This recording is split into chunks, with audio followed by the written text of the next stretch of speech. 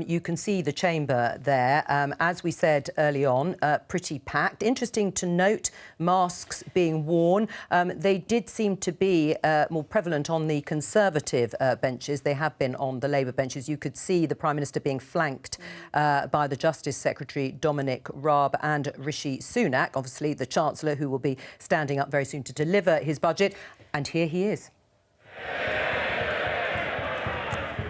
Madam Deputy Speaker, I've heard your words and those of Mr. Speaker. I have the greatest respect for you both, and I want to assure you that I have listened very carefully to what you have said. And may I also, Madam Deputy Speaker, send my best wishes to the Leader of the Opposition, and I know the whole House will join me in doing that.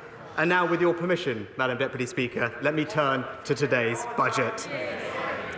Madam Deputy Speaker, employment is up, investment is growing, public services are improving, the public finances are stabilising, and wages are rising. Today's budget delivers a stronger economy for the British people, stronger growth with the UK recovering faster than our major competitors, stronger public finances with our debt under control, stronger employment with fewer people out of work and more people in work. Growth up, jobs up and debt down. Let there be no doubt our plan is working.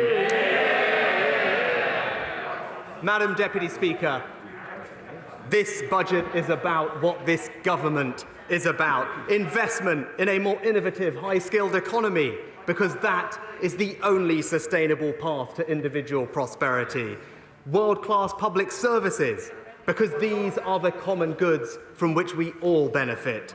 Backing business, because our future cannot be built by government alone, but must come from the imagination and drive of our entrepreneurs. Help for working families with the cost of living, because we will always give people the support they need and the tools to build a better life for themselves. And levelling up, because for too long, far too long, the location of your birth has determined too much of your future, because the awesome power of opportunity shouldn't be available only to a wealthy few, but be the birthright of every child in an independent and prosperous United Kingdom. Madam Deputy Speaker, today's budget does not draw a line under COVID. We have challenging months ahead. And let me encourage everyone eligible to get their booster jabs as soon as possible. But today's budget does begin the work of preparing for a new economy post-COVID. The Prime Minister's economy of higher wages, higher skills and rising productivity, of strong public services, vibrant communities and safer streets, an economy fit for a new age of optimism, where the only limit to our potential is the effort we are prepared to put in and the sacrifices we are prepared to make. That is the stronger economy of the future, and this budget is the foundation. Madam Deputy Speaker, the House will recognise the challenging backdrop of rising inflation. Let me begin by carefully explaining what is happening in our economy and why. Inflation in September was 3.1% and is likely to rise further, with the OBR expecting CPI to average 4% over the next year. The majority of this rise in inflation can be explained by two global forces. First, as economies around the world reopen, demand for goods has increased more quickly than supply chains can meet. Having been shut down for almost a year, it takes time for factories to scale up production, for container ships to move goods to where demand is, for businesses to hire the people they need. And second, global demand for energy has surged at a time when supplies have already been disrupted, putting a strain on prices. In the year to September, the global wholesale price of oil, coal and gas combined has more than doubled. The pressures caused by supply chains and energy prices will take months to ease. It would be irresponsible for anyone to pretend that we can solve this overnight. I am in regular communication with finance ministers around the world, and it's clear these are shared global problems, neither unique to the UK nor possible for us to address on our own.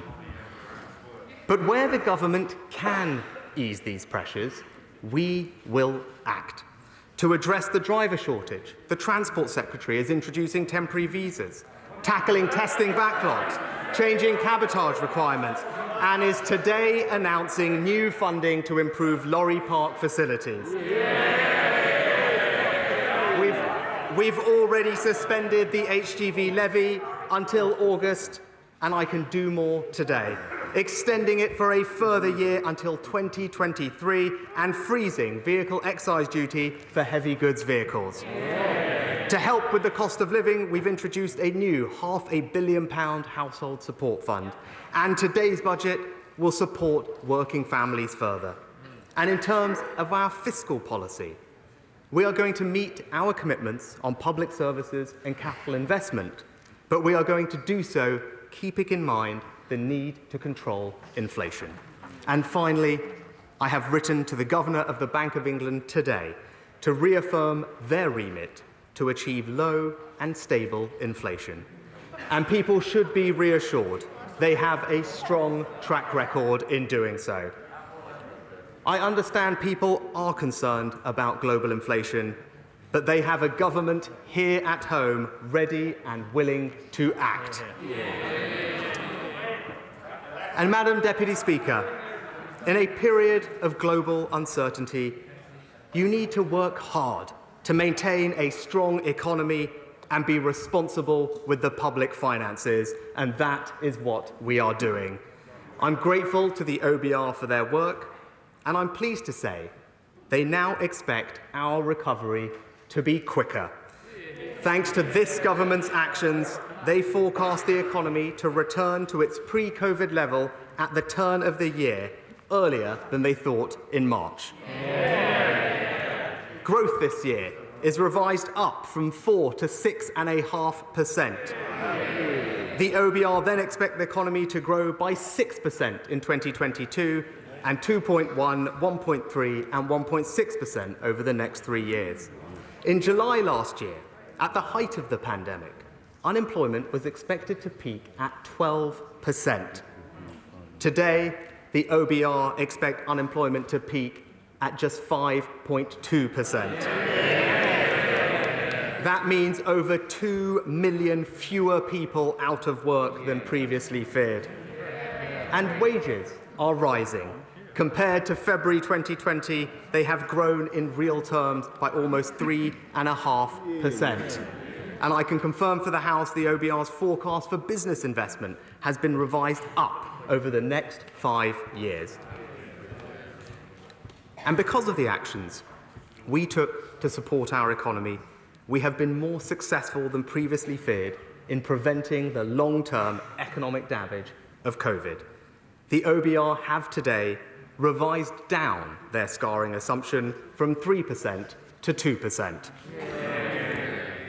In the depths of the worst economic crisis on record, we set out a plan for jobs, a plan that was backed by business groups and trade bodies, a plan that has helped millions of people and saved millions of jobs, a plan that the OBR have today described as remarkably successful. Madam Deputy Speaker, today's forecast confirm beyond doubt our plan for jobs is working. And Madam Deputy Speaker, disruption in the global economy highlights the importance of strong public finances. Coronavirus left us with borrowing higher than at any time since the Second World War. As the Prime Minister reminded us in his conference speech, higher borrowing today is just higher interest rates and even higher taxes tomorrow. So we need to strengthen our public finances so that when the next crisis comes, we have the fiscal space to act. Today, I am publishing a new Charter for Budget Responsibility. The Charter sets out 2 fiscal rules which will keep this government on the path of discipline and responsibility. First, underlying public sector net debt, excluding the impact of the Bank of England, must, as a percentage of GDP, be falling. Second, in normal times, the state should only borrow to invest in our future growth and prosperity. Everyday spending must be paid through taxation. Both rules must be met by the third year of every forecast period, giving us the flexibility to respond to crises while credibly keeping our public finances under control. These rules are supplemented by targets to spend up to 3% of GDP on capital investment and keep welfare spending on a sustainable path. Madam Deputy Speaker, the House will be asked to vote on our Charter, giving members a simple choice: to abandon our fiscal anchor and leave our economy adrift with reckless, unfunded pledges, or to vote for what we on this side of the House know is the right course: sound public finances and a stronger economy for the British people. Madam Deputy Speaker, important as the Charter is, our credibility comes as much from what we do as what we say. So I'm pleased to tell the House that because our plan is delivering a stronger economy, and because we've taken tough but responsible decisions on public finances, the OBR report today that all our fiscal rules have been met. Underlying debt is forecast to be 85.2% of GDP this year, then 85.4% of GDP in 22-23, before peaking at 85.7% in 23-24. It then falls in the final 3 years of the forecast from 85.1 to 83.3%. Borrowing as a percentage of GDP is forecast to fall in every single year, from 7.9% this year to 3.3% next, then 2.4, 1.7, 1.7, and 1.5% in the following years. Borrowing down, debt down, proving once again it is the Conservatives and only the Conservatives who can be trusted with taxpayers' money. Madam Deputy Speaker, I have made 4 fiscal judgments in this budget. First, we will meet our fiscal rules with a margin to protect ourselves against economic risks. That is the responsible decision at a time of increasing global economic uncertainty, when our public finances are twice as sensitive to changes in interest rates as they were before the pandemic, and 6 times as sensitive as they were before the financial crisis. Just a 1 percentage point in inflation and interest rates would cost us around £23 billion. My second judgment today is to continue supporting working families.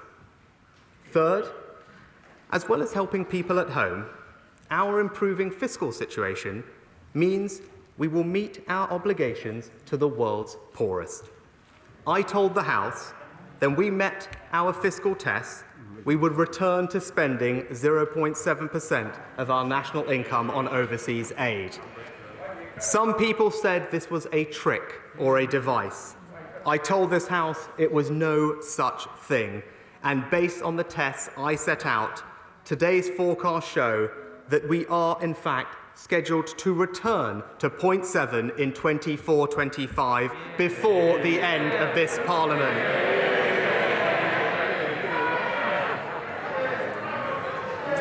And Madam Deputy Speaker, my fourth fiscal judgment is this. Today's budget increases total departmental spending over this Parliament by £150 billion. That's the largest increase this century, with spending growing by 3.8% a year in real terms. As a result of this spending review, and contrary to speculation, there will be a real terms rise in overall spending for every single department. And public sector net investment as a share of GDP will be at the highest sustained level for nearly half a century. If anybody still doubts it, today's budget confirms The Conservatives are the real party of public services.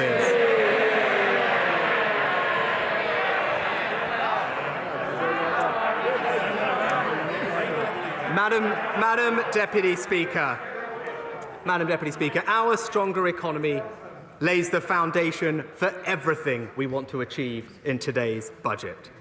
World-class public services and more investment in our future growth. Before I turn to the details, I'd like to thank my right honourable friend, the Chief Secretary. Yeah. Completing the spending review in such challenging circumstances was a tall order, and thankfully we had just the man for the job. Madam Deputy Speaker, at the start of this Parliament, resource spending on healthcare was £133 billion. Today's spending review confirms that by the end of this Parliament, it will increase by £44 billion to over £177 billion. And the extra revenue we're forecast to raise from the Health and Social Care Levy is going direct to the NHS and social care as promised. The health capital budget will be the largest since 2010. Record investment in health R&D, including better newborn screening, as campaigned for by the member for the cities of London and Westminster. 40 new hospitals, 70 hospital upgrades, more operating theatres to tackle the backlog, and 100 community diagnostic centres. All staffed by a bigger, better-trained workforce with 50,000 more nurses and 50 million more primary care appointments. As well as funding to deliver the Prime Minister's historic reforms to social care, we're providing local government with new grant funding over the next 3 years of £4.8 billion, the largest increase in core funding for over a decade. And we're investing more in housing and home ownership too, with a multi-year housing settlement totalling nearly £24 billion. £11.5 billion to build up to the 180,000 new affordable homes, the largest cash investment in a decade, 20% larger than the previous programme.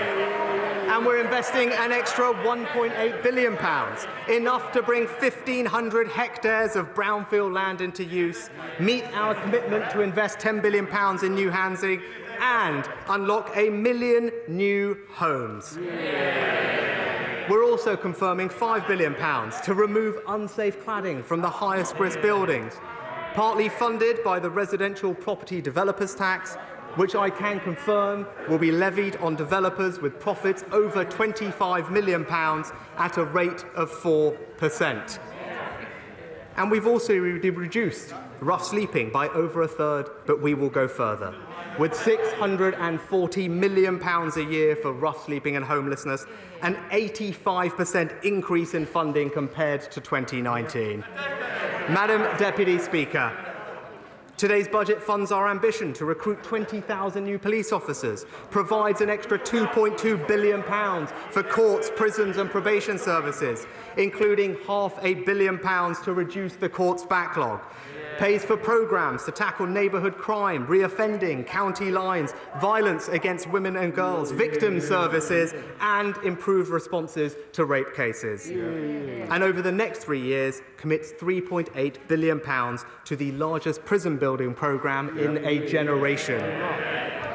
Madam Deputy Speaker, all governments should aspire to provide greater life chances for future generations. But few governments can match our ambition. So let me now turn to what this budget does to support children. The evidence is compelling that the first 1,001 days of a child's life are the most important. My right honourable friend, the member for South Northamptonshire, has recognised this with her inspirational report. And we are responding today with £300 million for a Start for Life offer for families, high-quality parenting programmes, tailored services to help with perinatal mental health. And I'm pleased to tell the member for Congleton funding to create a network of family hubs around the country too, to improve the quality of childcare we're going to pay providers more, with today's spending review providing an extra £170 million by 24-25. We're confirming £150 million to support training and development for the entire early years workforce to help up to 300,000 more families facing multiple needs. We're investing an extra £200 million in the Supporting Families programme, and we will provide over £200 million a year to continue the Holiday Activity and Food programme. Today's spending review also delivers our commitment to schools with an extra £4.7 billion by 24-25, which, combined with the ambitious plans we announced at the spending review of 2019, will restore per-pupil funding to 2010 levels in real terms, equivalent to a cash increase for every pupil of more than £1,500. And for children with special educational needs and disabilities, we are more than tripling the amount we invest to create 30,000 new school places. And we know that the pandemic caused significant disruption to children's learning. We've already announced £3.1 billion to help education recovery. Today, as promised by the Prime Minister and the Education Secretary, we will go further with just under £2 billion of new funding to help schools and colleges, bringing this government's total support for education recovery to almost £5 billion. Madam Deputy Speaker, as we level up public services, we are also levelling up communities, restoring the pride people feel in the places they call home.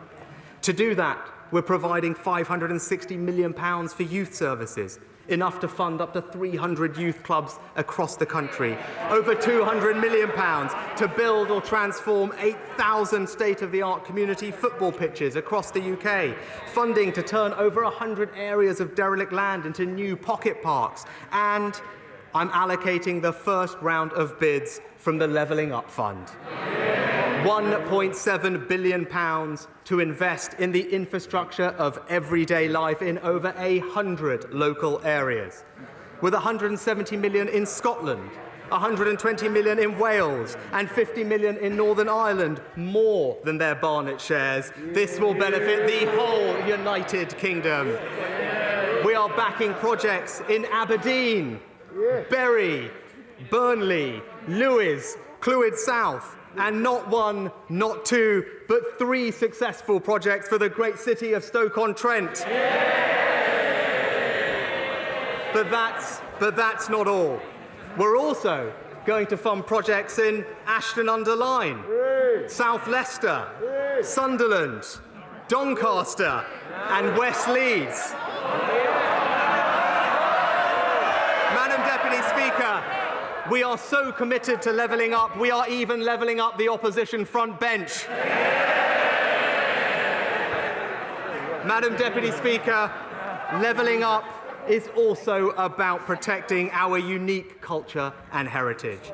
The British Museum, Tate Liverpool, the York Railway Museum, we're investing £800 million to protect museums, galleries, libraries and local culture.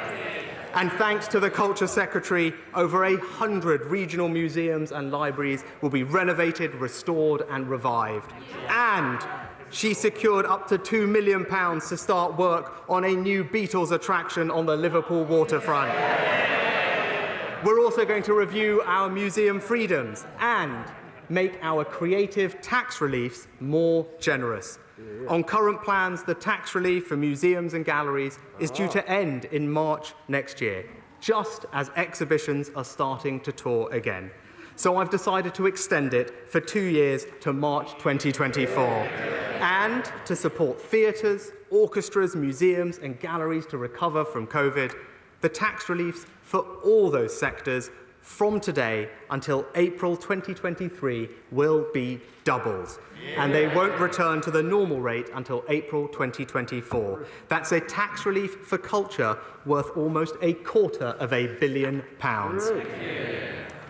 And Madam Deputy Speaker, this is a budget for the whole United Kingdom. Through the Barnett formula, today's decisions increase Scottish Government funding in each year by an average of £4.6 billion. Welsh Government funding by £2.5 billion and £1.6 billion for the Northern Ireland Executive. This delivers in real terms the largest block grants for the devolved administration since the devolution settlements of 1998. The whole of the United Kingdom will benefit from the UK Shared Prosperity Fund, and over time we will ramp up funding so that total domestic UK-wide funding will match EU receipts, averaging around £1.5 billion a year. And we will fund projects across the UK, including funding for the Extreme E race in Scotland, the 22 Hebrides X-Prix, accelerating funding for the Cardiff City Region deal in Wales, and funding in Northern Ireland for community cohesion. And whilst today demonstrates the indisputable fiscal benefit of being part of the United Kingdom, this is and always will be secondary to the simple truth that we are bound together by more than transactional benefit. It is our collective history, our culture, and our security. We are and always will be one family, one United Kingdom.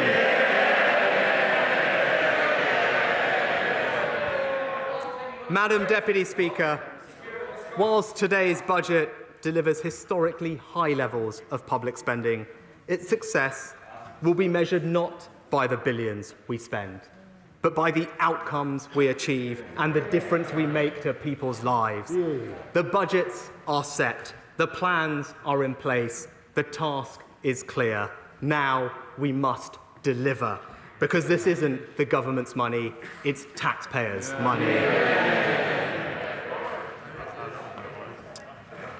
Madam Deputy Speaker, our stronger economy allows us to fund world-class public services, the people's priority.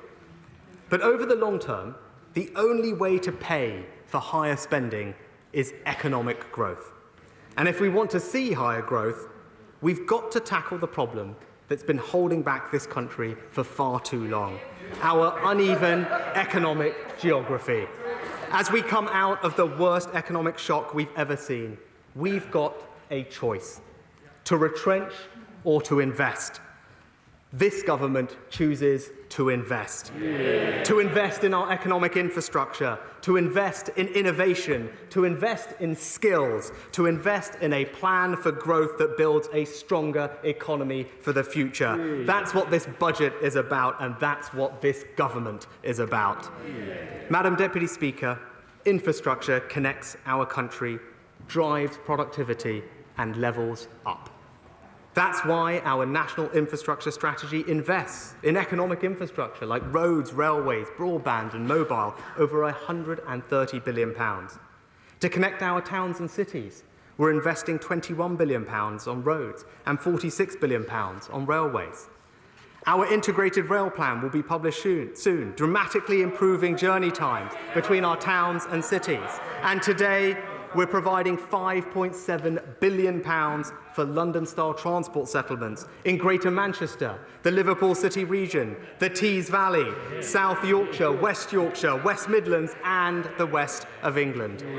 And we're helping local transport everywhere, with £2.6 billion for a long-term pipeline of over 50 local roads upgrades, over £5 billion for local roads maintenance, enough to fill 1 million more potholes a year, and funding for buses, cycling and walking, totalling more than £5 billion.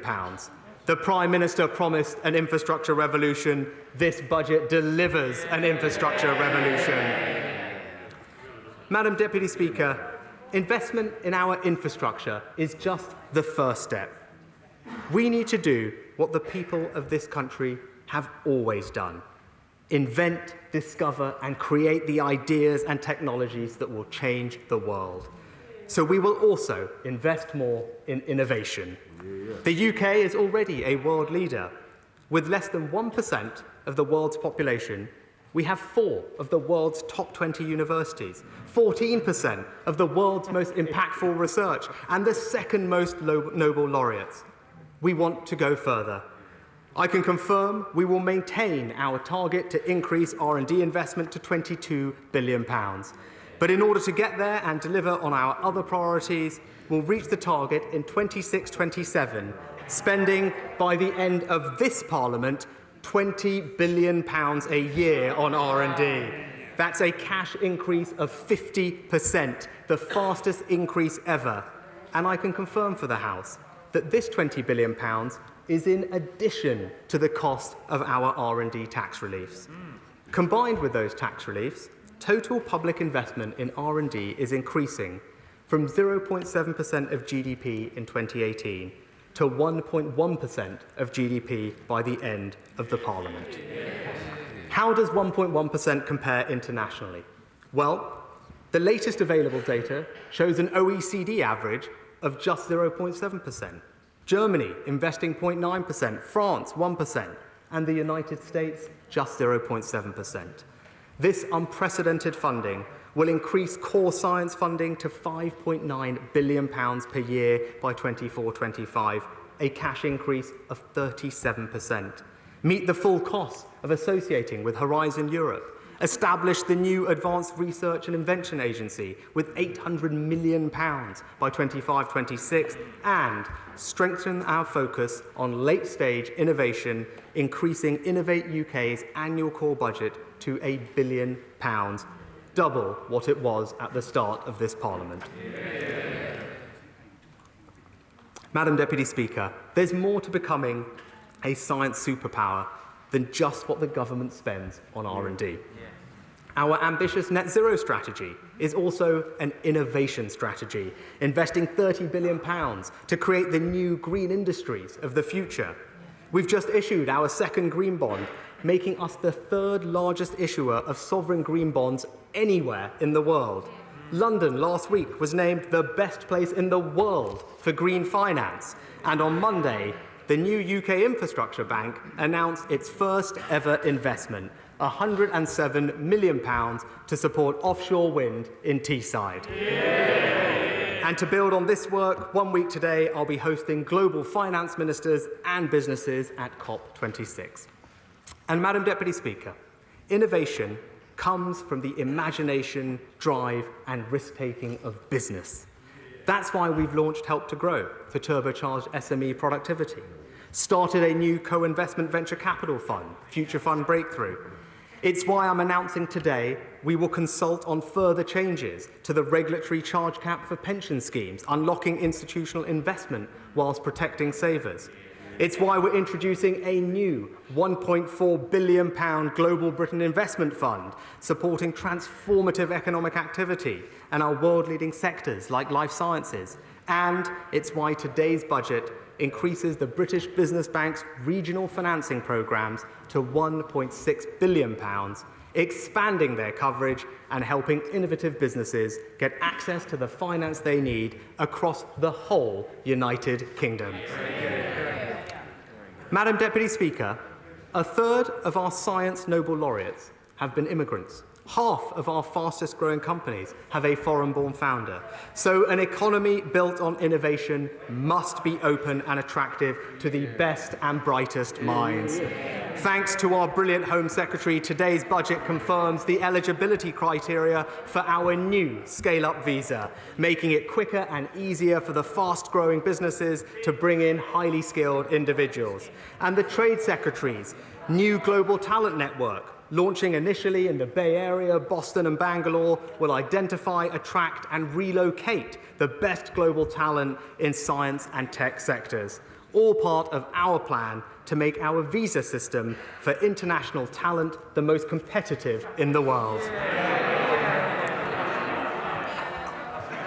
Madam Deputy Speaker, if we want greater private sector innovation, we need to make our research and development tax reliefs fit for purpose. The latest figures show the UK has the 2nd highest spending on R&D tax reliefs in the OECD, yet it's not working as well as it should. UK business investment in R&D is less than half the OECD average. We've reviewed the reliefs and identified 2 issues we are solving today. First, the reliefs need to reflect how businesses conduct research in the modern world. So, as many companies have called for, I'm expanding the scope of the reliefs to include cloud computing and data costs. The second problem is this. Companies claimed UK tax relief on £48 billion of R&D spending. Yet UK business investment was around half of that, at just £26 billion. We are subsidising billions of pounds of R&D that isn't even happening here in the United Kingdom. That's unfair on British taxpayers, and it puts us out of step with places like Australia, Canada, Hong Kong, Singapore, Switzerland, and the USA, who have all focused their R&D tax reliefs on domestic activity. So from April 2023, we are going to do the same and incentivise greater investment here at home. So, Madam Deputy Speaker, £22 billion investment in R&D, the Net Zero Strategy, the Future Fund, Help to Grow, more regional finance, unlocking institutional capital, a more competitive visa system, and a modernised R&D tax credits regime. Enough action to prove the hypothesis we are making this country a science and technology superpower. And Madam Deputy Speaker, as well as investing in infrastructure and innovation, there is one further part of our plan for growth that is crucial: providing a world-class education to all our people. Higher skills lead to higher regional productivity, and higher productivity leads to higher wages. With 80% of the UK's 2030 workforce already in work, our future success depends not just on the schooling we give our children, but the lifelong learning we offer to adults. We've already done a lot. Our plan for jobs invested in apprenticeships, traineeships, and the Kickstart scheme, but we need to go further. Today's budget invests in the most wide-ranging skills agenda this country has seen in decades.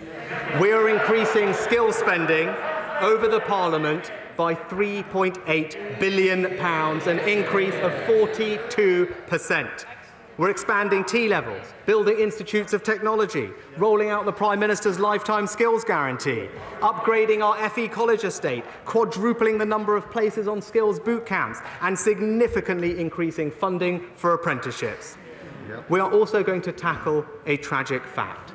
Millions of adults in our country have numeracy skills lower than those expected of a 9-year-old. According to the leading charity, National Numeracy, this costs individuals with poor numeracy up to £1,600 a year in lost earnings. People with poor numeracy skills are more than twice as likely to be unemployed as their peers. So today, I can announce a new UK-wide numeracy programme, Multiply. With £560 million, Multiply will improve basic math skills and help to change people's lives across the whole United Kingdom. So, Madam Deputy Speaker, we're building our infrastructure with new roads, railways and broadband, cementing our status as a science and technology superpower, and strengthening the skills of our people, the country's greatest asset. That is a real plan for growth, and that's how this government is building a stronger economy for the British people. Madam Deputy Speaker, world-class public services are the people's priority. Investment in infrastructure, innovation and skills will create the growth that we need to pay for them. But as Conservatives, we know that government action alone won't be enough to create a stronger economy. We want this country to be the most exciting and dynamic place in the world for business. And now that we've left the EU, we have the freedom to do things differently and deliver a simpler, fairer tax system. I want to begin with one of our smallest taxes, but a tax which plays an important role in one of our preeminent industries, shipping. Now that we've left the EU, today we start reforming our tonnage tax regime to make it simpler and more competitive. And we're also making it fairer for UK taxpayers.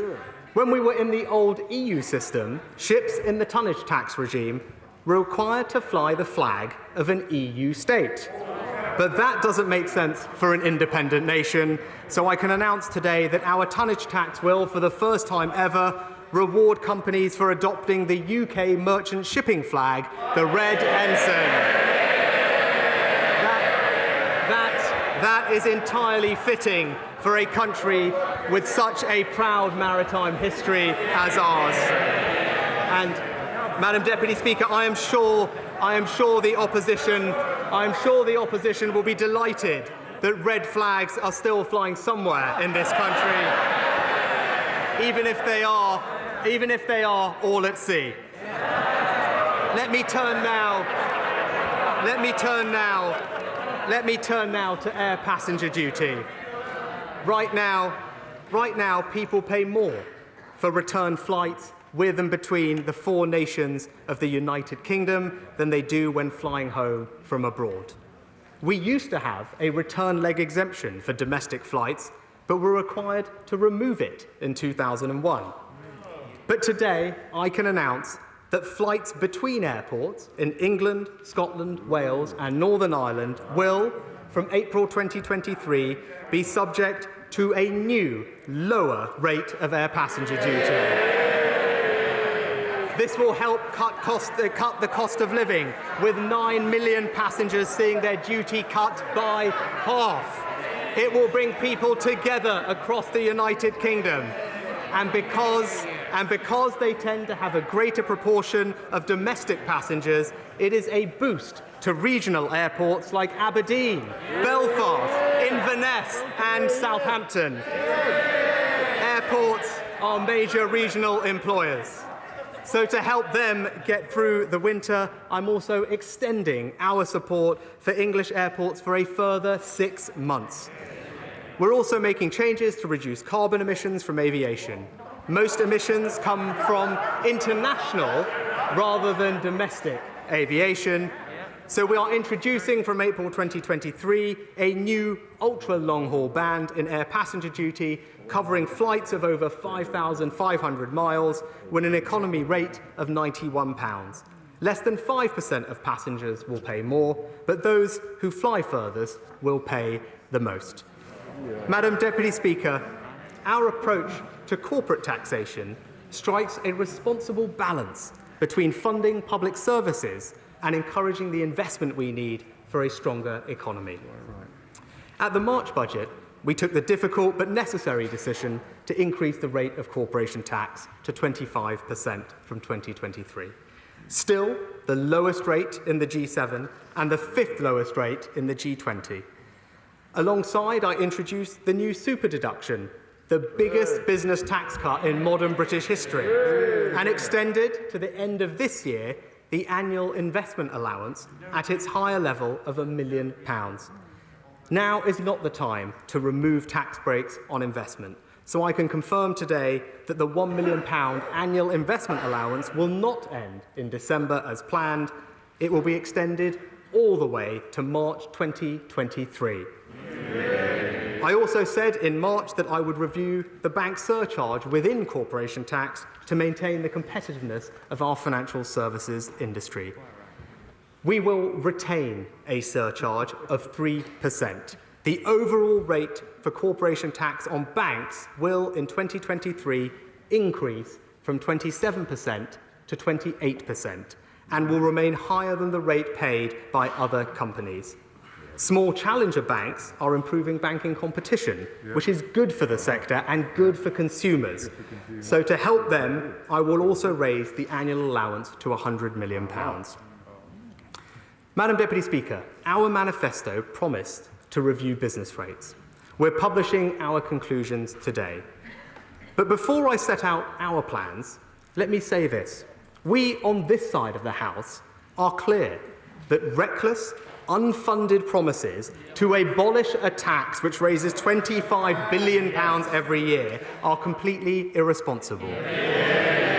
It would be wrong to find £25 billion a year in extra borrowing, cuts to public services or tax rises elsewhere. So we will retain business rates, but with key reforms to ease the burden and create stronger high streets.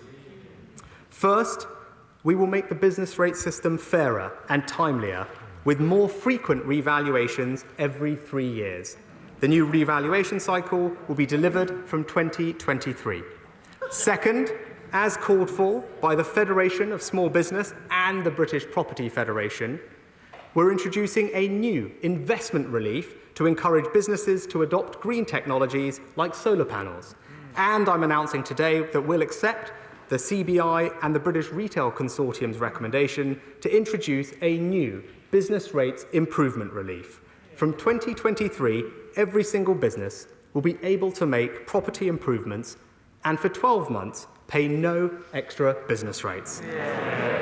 That means a hotel adding extra rooms, a manufacturer expanding their factory, an office adding new air conditioning, CCTV or bike shelters will all pay no extra rates. Together with the new green investment relief, we're introducing investment incentives totalling £750 million. This will make a difference, but without action, millions of businesses would see their tax bills going up next year because of inflation. I want to help those businesses right now. So our third step is that next year's planned increase in the multiplier will be cancelled. That's a tax cut for businesses worth over the next 5 years, £4.6 billion. And I have one final measure to help those businesses hardest hit by the pandemic. I'm announcing today, for 1 year, a new 50% business rates discount for businesses in the retail, hospitality and leisure sectors. Pubs, music venues, cinemas, restaurants, hotels, theatres and gyms. Any eligible business can claim a discount on their bills of 50% up to a maximum of £110,000. That is a business tax cut worth almost £1.7 billion. Together with small business rate relief, this means that over 90% of all retail, hospitality and leisure businesses will see a discount of at least 50%. Apart from the COVID reliefs, this is the biggest single-year tax cut to business rates in over 30 years. Madam Deputy Speaker, taken together, today's budget cuts business rates by £7 billion. Madam Deputy Speaker, we are unleashing the dynamism and creativity of British businesses with a simpler, fairer and more competitive tax system. The biggest business tax cut in modern British history, the biggest single-year tax cut to business rates for 30 years, £1 million investment allowance, tonnage tax reformed, air passenger duty cut. That is the way to back business and build a stronger economy. Madam Deputy Speaker, let me turn now to alcohol duties. First introduced in 1643 to help pay for the Civil War, our alcohol duty system is outdated, complex, and full of historical anomalies. The Institute of Fiscal Studies have called it, in their words, a mess. The Institute of Economic Affairs said it defies common sense. And the World Health Organization have warned that countries like the UK, which follow the EU rules, are, and I quote, unable to implement tax systems that are optimal from the perspective of public health. So, Madam Deputy Speaker, today we are taking advantage of leaving the EU to announce the most radical simplification of alcohol duties for over 140 years. We are taking 5 steps today to create a system that is simpler, fairer, and healthier. First, to radically simplify the system, we are slashing the number of main duty rates from 15 to just 6. Our new system will be designed around a common sense principle. The stronger the drink, the higher the rate. This means that some drinks, like stronger red wines, fortified wines, or high-strength white ciders, will see a small increase in their rates because they are currently undertaxed given their strength. That's the right thing to do, and it will help end the era of cheap, high-strength drinks which can harm public health and enable problem drinking. And because this is a more rational system, the converse is also true. Many lower alcohol drinks are currently overtaxed and have been for many decades.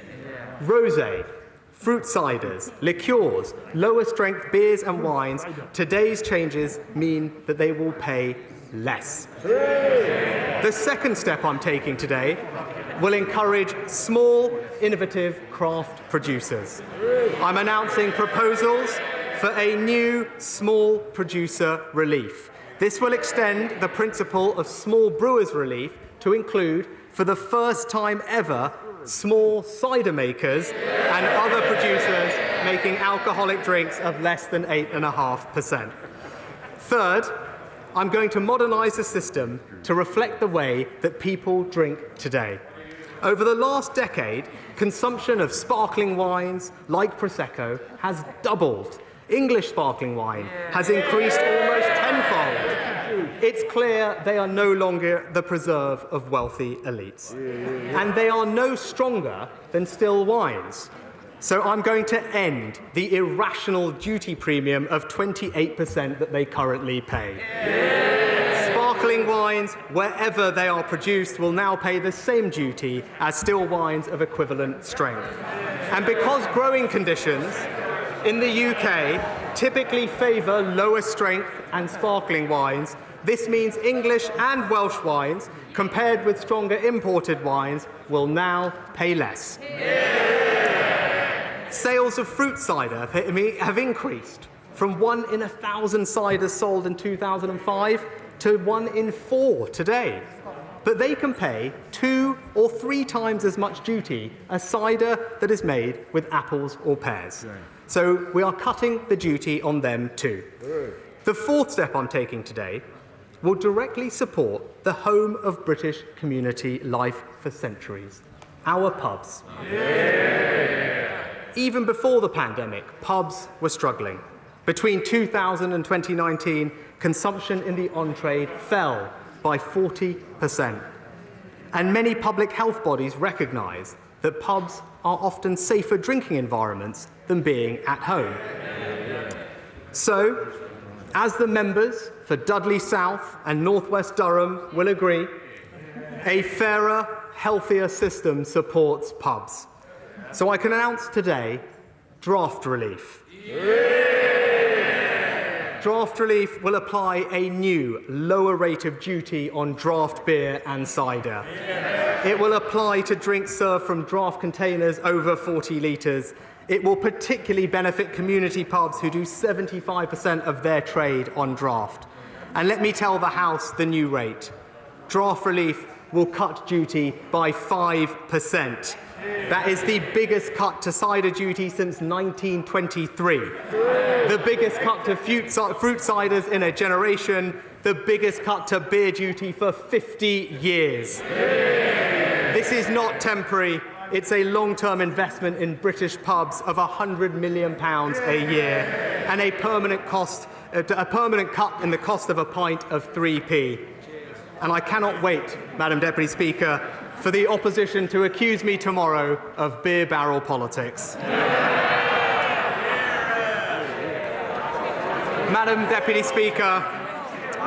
Speaker, these much-needed reforms will come into effect in February 2023, but I want to help the hospitality industry right now. So, for my final announcement on alcohol duties today, I can confirm that the planned increase in duty on spirits like Scotch whisky, wine, cider and beer will all, from midnight tonight, be cancelled. That's a tax cut worth £3 billion. Madam Deputy Speaker, our reforms make the alcohol duty system simpler, fairer and healthier. They help with the cost of living while tackling problem drinking. They support innovative entrepreneurs and craft producers. They back pubs and public health. And they are only possible because we've left the European Union.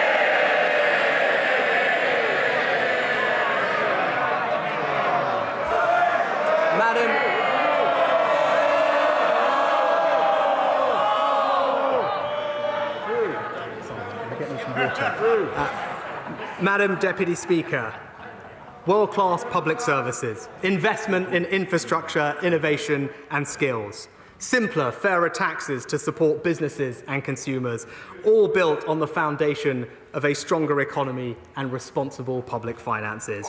That is our vision for the future, and that is what this budget delivers. And this budget also supports working families. Madam Deputy Speaker, with fuel prices at the highest level in 8 years, I'm not prepared to add to the squeeze on families and small businesses.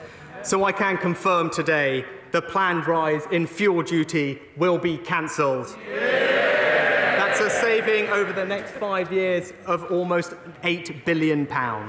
Compared to pre-2010 plans, today's freeze means the average tank of fuel will cost around £15 less per car, £30 less for vans, £130 less for HGVs. After 12 consecutive years of frozen rates, the average car driver will now save a total of £1,900. Madam Deputy Speaker, I can also announce today that public sector workers will see fair and affordable pay rises across the whole spending review period as we return to the normal, independent pay-setting process. And I can take action to help the lowest paid as well. It was a Conservative government that introduced the national living wage in 2016. A Conservative government that, according to statistics published just yesterday, has overseen the proportion of people in low-paid work falling to its lowest level since 1997. And it is a Conservative government that is increasing the wage floor again today. The Independent Low Pay Commission brings together economists, business groups and trades unions. The government is accepting their recommendation to increase the national living wage next year by 6.6% to £9.50 an hour. For a full-time worker, that's a pay rise worth over £1,000. It will benefit over 2 million of the lowest paid workers in the country. It's broadly consistent with previous increases and keeps us on track for our target of 2/3 of median earnings by 2024. And it is a major commitment to the high-wage, high-skill, high-productivity economy of the future.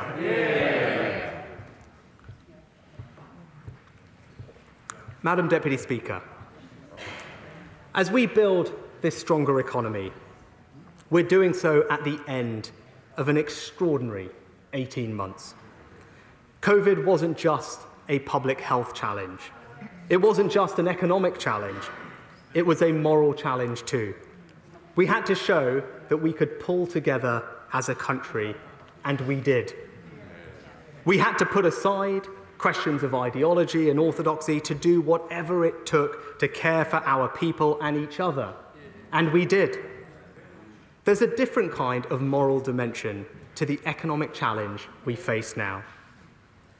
Last year, the state grew to be over half the size of the total economy. Taxes are rising to their highest level as a percentage of GDP since the 1950s. I don't like it, but I cannot apologise for it. It is the result of the unprecedented crisis we faced and the extraordinary action we took in response. But now we have a choice. Do we want to live in a country where the response to every question is what is the government going to do about it? Where every time prices rise, every time a company gets in trouble, every time some new challenge emerges, the answer is always the taxpayer must pay? Or do we choose to recognise that government has limits. Government should have limits. If this seems a controversial statement to make, then I'm all the more glad for saying it, because that means it needed saying, and it is what we believe. There is a reason we talk about the importance of family, community, and personal responsibility, not because these are an alternative to the market or the state. It's because they are more important than the market or the state. The moments that make life worth living aren't created by government, aren't announced by government, aren't granted by government. They come from us as people, our choices, our sacrifices, our efforts. And we believe people should keep more of the rewards of those efforts. Yes, we've taken some corrective action to fund the NHS and get our debt under control. But as we look towards the future, I want to say this simple thing to the House and the British people. My goal is to reduce taxes. By the end of this Parliament, I want taxes to be going down, not up. I want this to be a society that rewards energy, ingenuity, and inventiveness. A society that rewards work. That is what we believe on this side of the House. That is my mission over the remainder of this Parliament. And the final announcement in today's budget takes a first step. Madam Deputy Speaker, for many of the lowest paid in society, there is a hidden tax on work. The universal credit taper withdraws support as people work more hours. The rate is currently 63%, so for every £1 someone earns, their universal credit is reduced by 63p. Let us be in no doubt, this is a tax on work, and a high rate of tax at that. Organisations as varied as the Trades Union Congress, the Joseph Rowntree Foundation, the Resolution Foundation, the Centre for Policy Studies, and the Centre for Social Justice have all said it is too high. So, to make sure work pays and help some of the lowest income families in our country keep more of their hard-earned money, I have decided to cut this rate, not by 1%, not by 2%, but by 8%.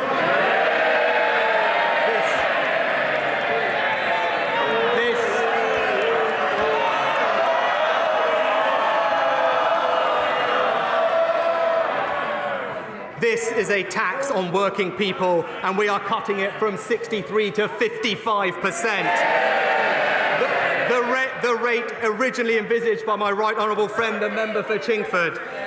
And because I'm also increasing the work allowances by £500, this is a tax cut next year worth over £2 billion. Nearly 2 million families will keep, on average, an extra £1,000 a year. Changes like this normally take effect at the start of the new tax year in April. But we want to help people right now. So we will introduce this within weeks and no later than December the 1st. Let me tell the House what these changes mean. A single mother of two, renting and working full-time on the national living wage, will be better off by around £1,200. A couple renting a home with their 2 children, one working full-time, the other working part-time, will be better off every single year by £1,800. This is a £2 billion tax cut for the lowest paid workers in our country. It supports working families, it helps with the cost of living, and it rewards work. So, Madam Deputy Speaker, fuel duty cut, air passenger duty cut, alcohol duty cut, the biggest cut to business rates in 30 years. Growth up, jobs up, wages up.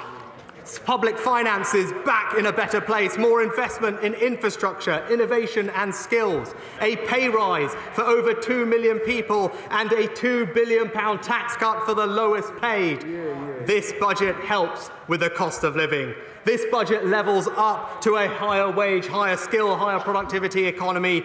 This budget builds a stronger economy for the British people, and I commend it to the House.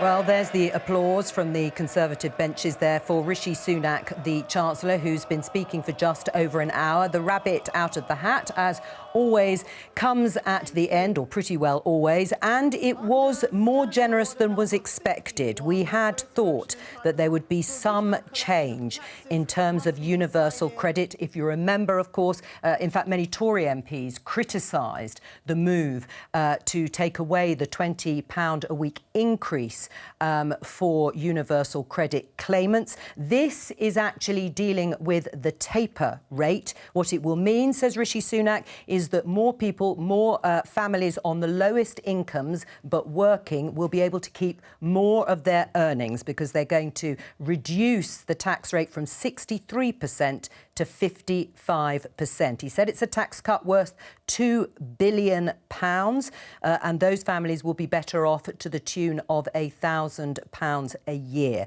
We will talk about that in more detail, but you could see Therese Coffey, the Work and Pension Secretary, looking delighted, and a former Work and Pension Secretary, Ian Duncan-Smith, also looking very pleased. He, of course, amongst others, had actually pledged or tried to campaign for it to be removed, or kept, I should say, altogether.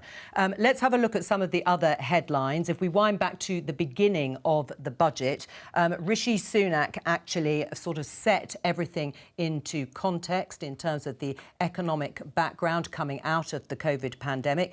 He talked about the Independent Office for Budget Responsibility expecting inflation to hit 4%. It's about 3.1% now. We had been told by the Prime Minister in the past that it would be temporary. Well, today, Rishi Sunak said it will average out at 4% for the whole of next year. Growth expectation revised up from 4 to 6.5% this year. And every government department, remember we were talking about today being also about the spending review, to get real terms rise in spending each year.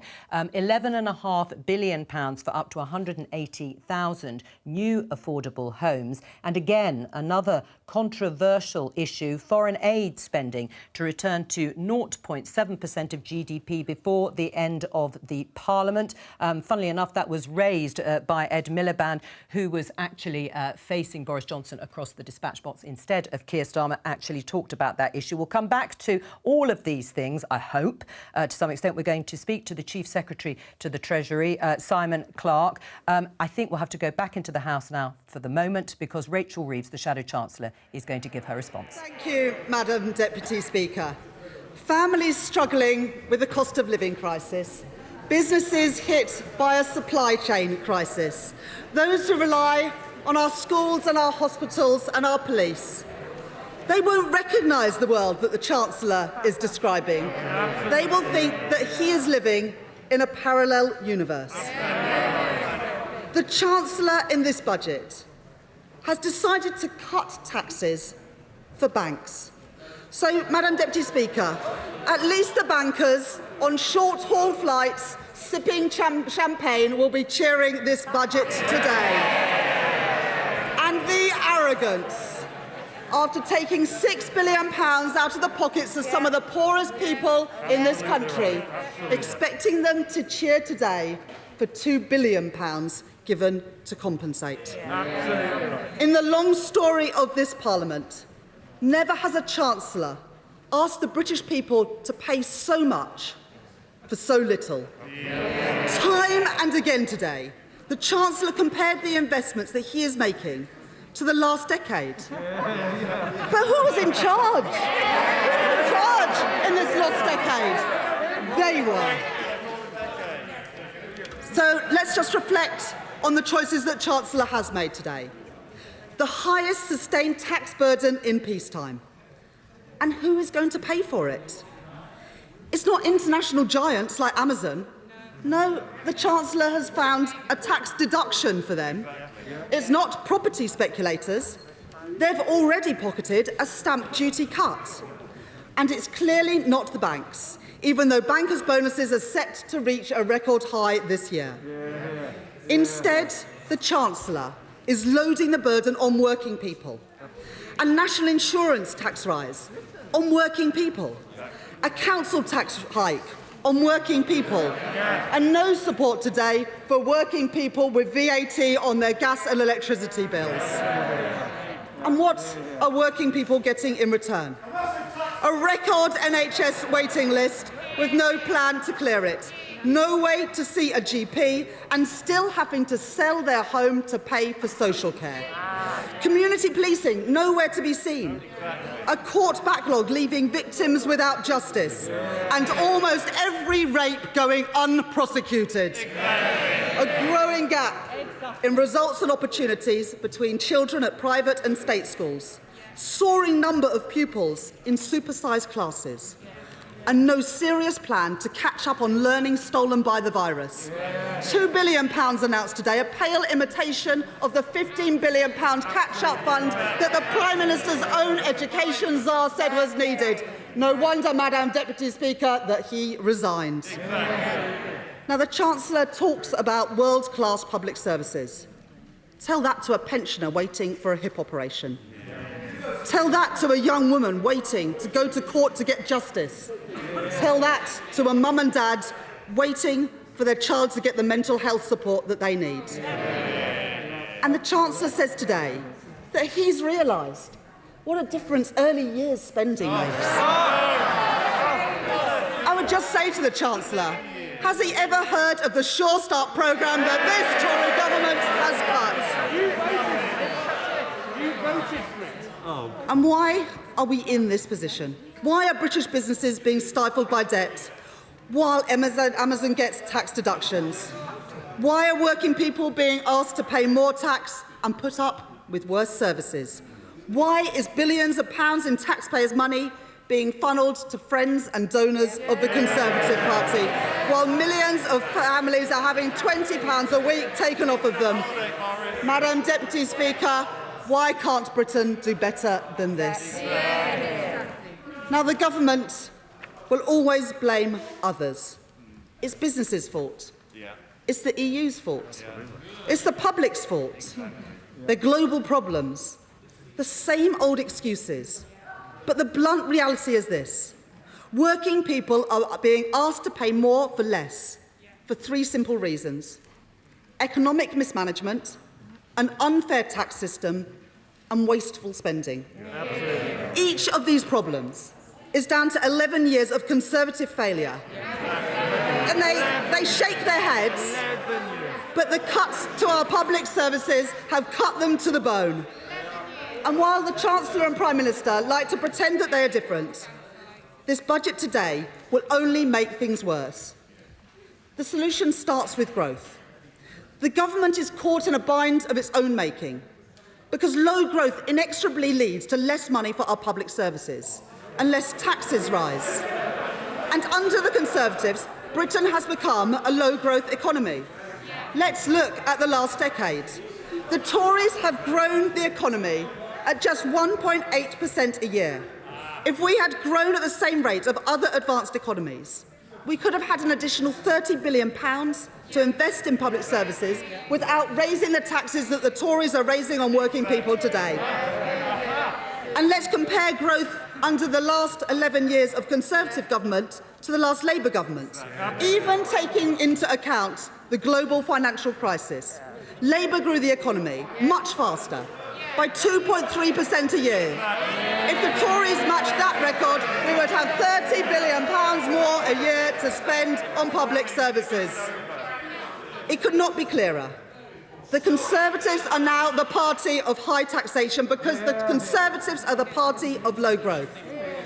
And the Office for Budget Responsibility confirmed this today, that we will be back to anemic growth. They might not like this, but the Office of Budget Responsibility said that by the end of this Parliament, the UK economy will be growing by just 1.3%, which is hardly the plan for growth that the Chancellor boasted about today, hardly a ringing endorsement of his announcements. Under the Tory decade, we have had low growth, and there's not much growth to look forward to. Now, the economy has been weakened by the pandemic, but also by the government's mishandling of it. Responding to the virus has been a huge challenge. Governments around the world have taken on more debt, but our situation is worse than in other countries. Worse because our economy was already fragile going into the crisis. Too much inequality, too much insecure work, too little resilience in our public services. And worse, because the Prime Minister dithered and delayed, against scientific advice, egged on by the Chancellor, we ended up facing harsher and longer restrictions than other countries. So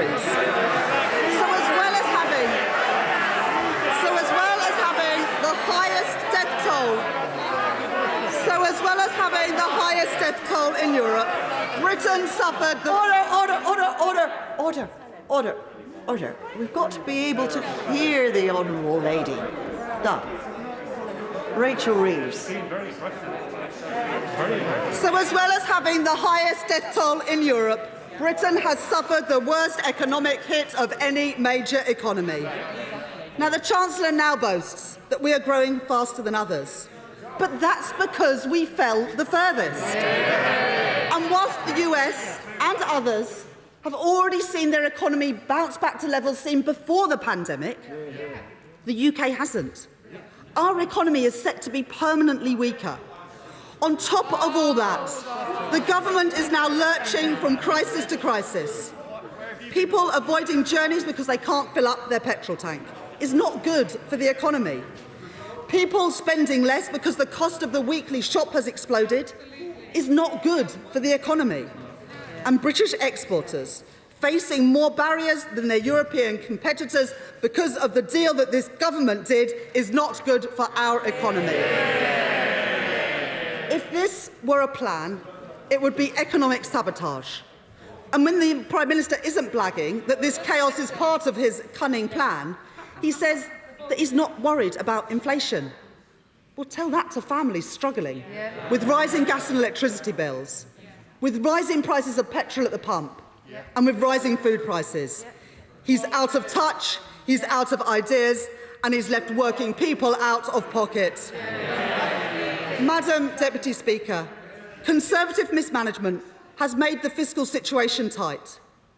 And when times are tight, it's even more important to ensure that taxes are fair, that taxpayers get value for money, but this government fails on both fronts. We have a grossly unfair tax system, with the burden being heaped on working people. Successive budgets now have raised council tax, have raised income tax, and now they have raised national insurance too. But taxes on those with the broadest shoulders, those who earn their income from stocks and shares and dividends and property portfolios, they've been left barely untouched. Businesses based on the high streets are the lifeblood of our communities and often the first venture for entrepreneurs. But despite what the Chancellor has said today, businesses will still be held back by punitive and unfair business rates. The government has failed to tax the online giants and watered down global efforts to create a level playing field. And just when we needed every penny of public money to make a difference, we have a government that is a byword for waste, cronyism and vanity projects. We've had £37 billion for a test and trace system that the spending watchdog says treats taxpayers like an ATM cash machine. A yacht for ministers, a fancy paint job for the Prime Minister's plane, and a TV studio for Conservative Party broadcasts, which seems to have morphed into the world's most expensive home cinema. £3.5 billion of government contracts awarded to friends and donors of the Conservative Party.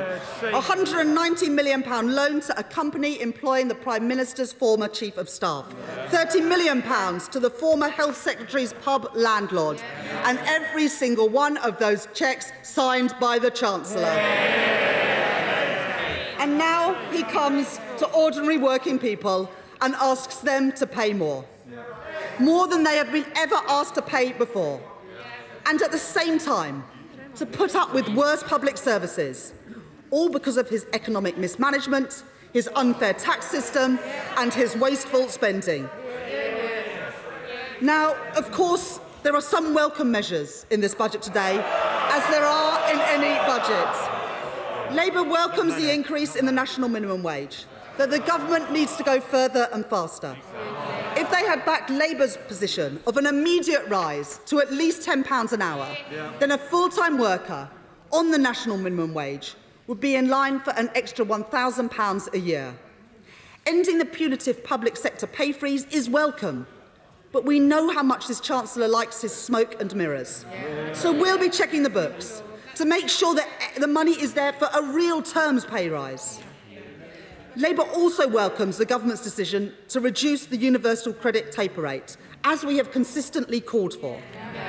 But the system has got so out of whack that even after this reduction, working people on universal credit still face a higher marginal tax rate than the Prime Minister. And those unable to work through no fault of their own still face losing over £1,000 a year. And for families who go out to work every day but don't get government benefits, on an average wage, who have to fill up their car with petrol to get to work, who do that weekly shop, and who see their gas and electricity prices go up, this budget today does absolutely nothing for them. We have a cost of living crisis. The government has no coherent plan to help families cope with rising energy prices. And whilst we welcome the action taken today on universal credit, millions will still struggle to pay the bills this winter. The government has done nothing to help people with their gas and electricity bills with that cut in VAT receipts, as Labour has called for. A cut that is possible because we are outside the European Union and could be funded by the extra VAT receipts that have been experienced in the last few months. Working people are left out in the cold while the government hammers them with tax rises. Now, national insurance is a regressive tax on working people. It is a tax on jobs. Under the Chancellor's plans, a landlord renting out dozens of properties won't pay a penny more in tax.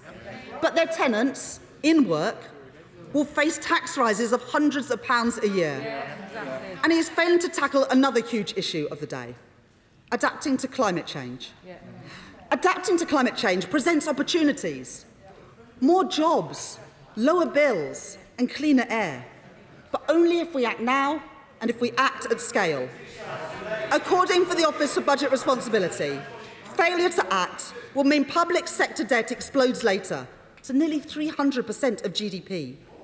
The only way to be a prudent and responsible Chancellor is to be a green Chancellor, to invest in the transition to a zero-carbon economy and give British businesses a head start in the industries of the future.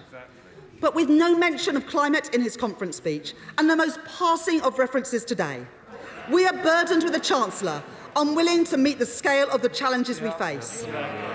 Homeowners are left to face the costs of insulation on their own. Industries like steel and hydrogen are in a global race, but without the support that they need.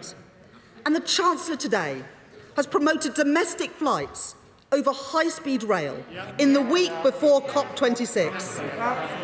And it is because of this, Chancellor, that in this very week that we try and persuade other countries to reduce their emissions, this government can't even confirm that it will meet its 2035 climate reduction target. Madam Deputy Speaker, everywhere working people look at the moment, they see prices going up and they see shortages on the shelves. But this budget did nothing to address their fears. Household budgets are being stretched thinner than ever. But this budget did nothing to deal with the spiralling cost of living. It is a shocking missed opportunity by a government that is completely out of touch. There is an alternative. Rather than just tweak the system, Labour would scrap business rates and replace it with something much better by ensuring online giants pay their fair share. That's what being pro-business looks like. We wouldn't put up national insurance for working people. We would ensure that those with the broadest shoulders pay their fair share. That's what being on the side of working people looks like. We'd end the £1.7 billion subsidy that the government gives to private schools and put it straight into our local state schools. That's what being on the side of working families looks like. And we deliver a climate investment pledge, £28 billion every year for the rest of this decade. That's gigafactories to build batteries for electric vehicles. That's a thriving hydrogen industry, creating jobs in all parts of our country, and retrofitting so that we keep homes warm and get our energy bills down. That's what real action on climate change looks like. This country deserves better, but they'll never get it under this Chancellor, who gives with one hand but takes so much more with the other. The truth is this: what you get with these two is a classic con game. It's like one of those pickpocketing operations that you see in crowded places. The Prime Minister is the front man, distracting people with his wild promises. All the while, the Chancellor dips his hand in their pockets. It all seems like fun and games until you walk away and find that your purse has been lifted. But people are getting wise to them. Every month they feel the pinch. They're tired of the smoke and mirrors. They're tired of the bluster, of the false dawns, of the promises of jam tomorrow. Labour would put working people first, would use the power of government and the skill of business to ensure that the next generation of quality jobs are created right here in Britain. We'd tax fairly, spend wisely, and after a decade of faltering growth, we'd get the Britain's economy firing on all cylinders. That is what a Labour budget would have done today. Well, Rachel Reeves, the Shadow Chancellor, of course, it wasn't supposed to be her standing there giving the response to the government, to Rishi Sunak, but of course Keir Starmer can't be there because he's isolating. A very robust, strong, forceful response from Rachel Reeves, accusing both the Prime Minister and the Chancellor there at the end of being con artists when it comes to spending taxpayers' money.